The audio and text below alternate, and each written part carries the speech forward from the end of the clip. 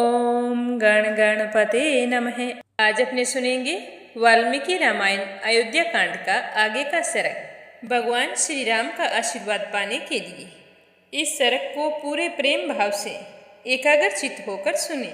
बोलो गणेश भगवान की जय हो। बोलो सियावर रामचंद्र भगवान की जय हो।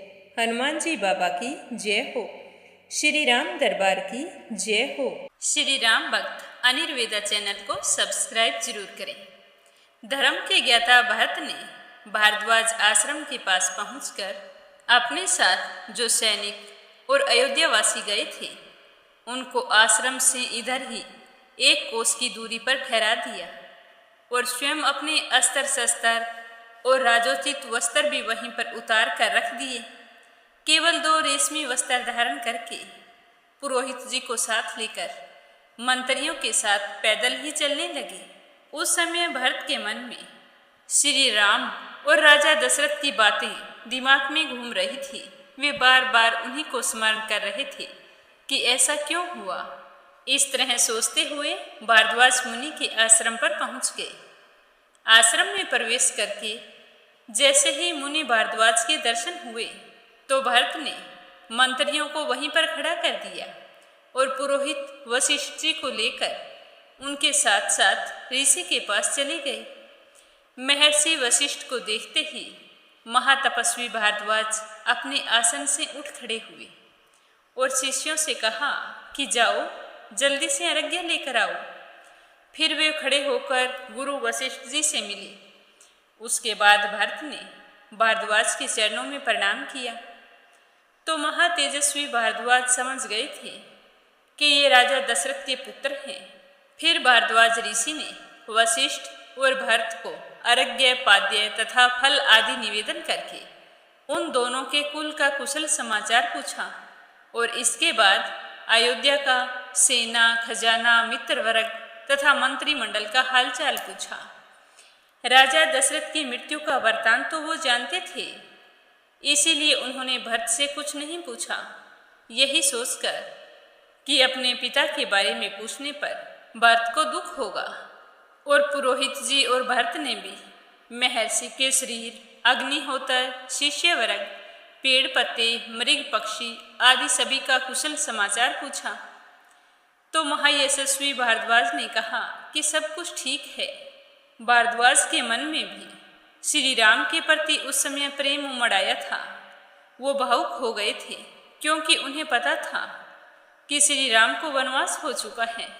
इसी कारण उनका मन बड़ा ही दुखी हो रहा था।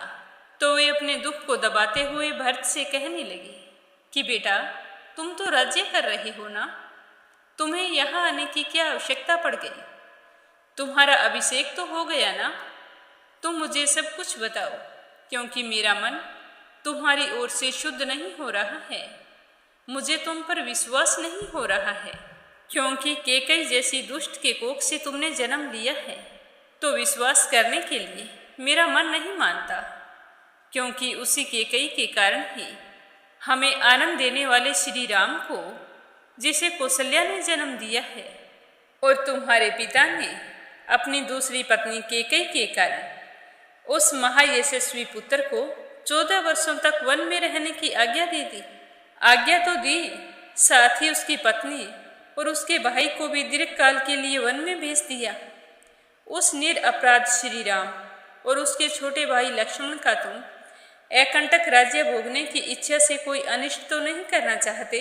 अब तुम्हें राज्य मिल गया है, तुम श्री राम को कोई भी नुकसान पहुंचाने की चेष्टा मत करना। तुम और तुम्हारी माता मिलकर अयोध्यापुरी पर अपना राज करो और सुख भोगो। तो भारद्वाज जी के मुख से ऐसे वचन सुनकर भरत की आंखें दुख से डबडबा आई और वे लड़खड़ाती हुई वाणी में कहने लगे कि हे भगवान, आप जैसे महर्षि भी मुझे ऐसा समझते हैं। आप तो सब कुछ जानने वाले हैं, समझने वाले हैं, फिर भी मेरे बारे में आपकी ऐसी विचारधारा है तो मैं तो हर तरह से मारा ही गया हूँ। ये तो मैं जानता हूँ कि मेरे भाई श्री राम को वन में भेजने में मेरी कोई मंशा नहीं थी। यह अपराध मैंने नहीं किया है। जिस समय श्री राम को वनवास दिया गया उस समय मैं अयोध्या नगरी में नहीं था। अगर मैं वहाँ होता तो ऐसा मैं कभी नहीं होने देता। इसीलिए हे भगवान, कम से कम आप तो मुझसे ऐसी कठोर बातें ना कहें, क्योंकि श्री राम के बिना मेरा कोई नहीं है। मैं एकदम से अनाथ हो गया हूँ। एक मेरे पिता थे जो स्वर्गवासी हो गए हैं। मेरी आड़ लेकर मेरी माता ने जो कुछ किया या कहा ये मुझे पता नहीं, लेकिन मैं इस फैसले से संतुष्ट नहीं हूँ और ना ही मैं मेरी माता की उस बात को स्वीकार करता हूँ। मैं तो मेरे भाई श्री राम को पसंद करके वापिस अयोध्या नगरी ले जाने के लिए आया हूँ और उनकी चरणों की वंदना करने के लिए जा रहा हूँ। इसके अलावा मेरी कोई और मंशा नहीं है। मैं तो इसी उद्देश्य से यहाँ आया हूँ। इसे आप 100% सच मानें और मुझ पर कृपा करें। हे भगवान, आप मुझे बताइए कि इस समय मेरे प्यारे भाई श्री राम कहाँ हैं। ऐसा कहकर भरत चुप हो गए और उनकी आंखों से लगातार टपाटप आंसू बहने लगे। तो गुरु वशिष्ठ जी कहने लगे कि भरत का इसमें कोई अपराध नहीं है। हे भारद्वाज जी, आप इन पर प्रसन्न होइए। तब भारद्वाज ने सच्चाई जानकर प्रसन्न होकर भरत से कहा कि बेटा, तुम रघुकुल में उत्पन्न हुए हो। तुम में गुरुजनों की सेवा, इंद्रिय संयम तथा श्रेष्ठ पुरुषों के प्रति अनुसरण का भाव होना उचित है। मैं यह जानकर बहुत ही खुश हुआ हूँ कि तुम अपने भाई श्री राम के प्रति इतना स्नेह रखते हो और रखना भी चाहिए। तुम्हारे मन में जो बात है उसे मैं जानता हूँ। मैंने इसीलिए पूछा है कि तुम्हारा यह भाव और भी दृढ़ हो जाए और तुम्हारी कीर्ति का अधिकाधिक विस्तार हो।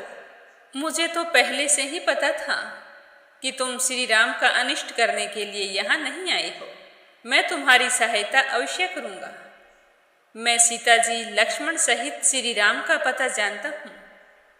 तुम्हारे भाई श्री राम महापर्वत चित्रकूट पर निवास करते हैं, पर तुम्हें मेरा कहना मानना होगा।